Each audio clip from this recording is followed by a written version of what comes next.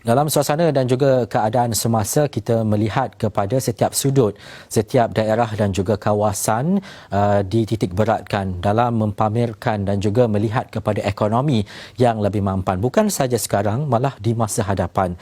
Melihat kepada keadaan dan juga situasi ini, menggariskan beberapa strategi utama, projek-projek berimpak tinggi dan juga program inklusif berteraskan rakyat dilaksanakan di ECER khususnya bagi mengekalkan transformasi menjadi rantau yang distinktif, dinamik dan juga kompetitif. Dalam pada itu, kita nak melihat kepada situasi dan juga keadaan sekarang, bagaimana ECER ini diteruskan dan juga memberi impak terutamanya dalam kita berdepan dengan pandemik COVID-19.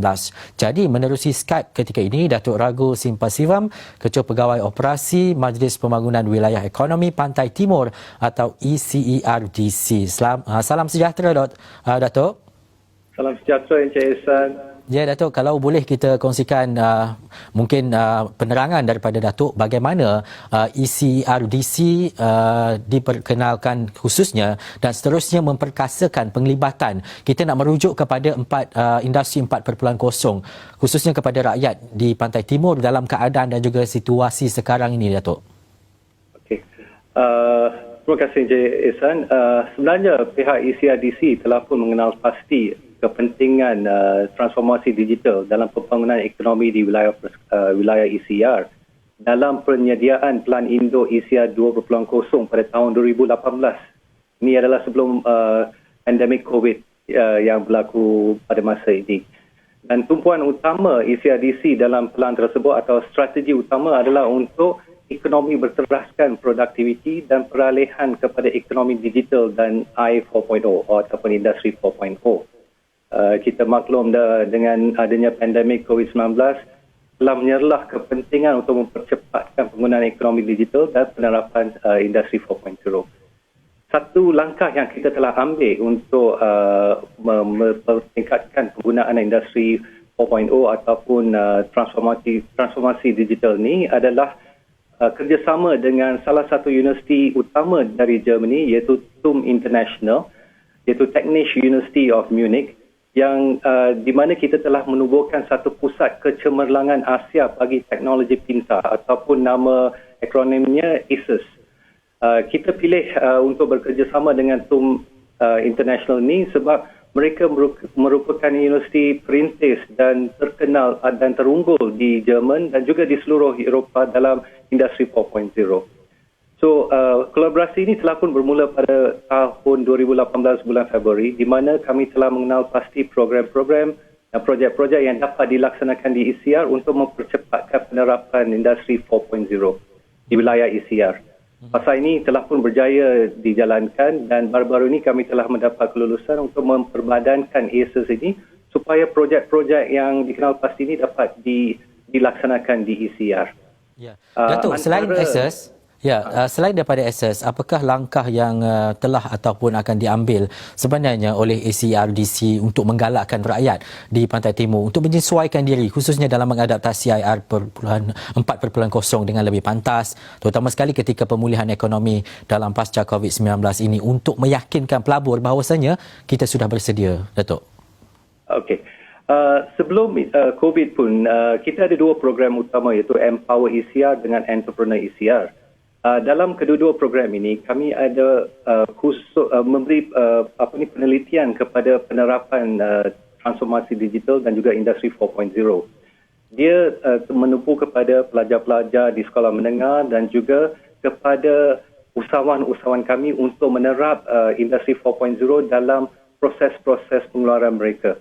Dan program ini telah pun berjaya selama lebih kurang 5 tahun yang lepas dan kita akan meneruskan program-program ini supaya usahawan kita dapat menggunakan platform digital ataupun e-commerce untuk pemasaran produk-produk mereka di bukan saja di pasaran domestik tapi di luar negara juga.